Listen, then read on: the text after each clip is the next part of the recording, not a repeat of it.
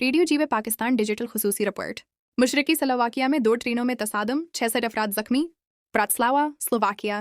मशरकी Slovakia में 2 मुसाफिर ट्रेनें आपस में टकरा गईं, जिसके नतीजे में कम अज़ कम 66 अफराद जख्मी हो गए। हादसे के बाद एक इंजन और एक बोगी पटरी से उतर गई। ताहम इमरजेंसी सर्विसेज के मुताबिक किसी हलाकत की इतला नहीं मिली। वाक़या रात गए पेश आया जब एक तेज़ रफ्तार मुसाफिर ट्रेन दूसरी सिसत रफ्तार ट्रेन से टकरा गई। जख्मियों को करीबी अस्पतालों में मुंतकिल कर दिया गया है, जबकि इमदादी टीमों ने फौरी तौर पर इलाके को घेरे में लेकर इमदादी कार्रवाइयां शुरू कर दीं।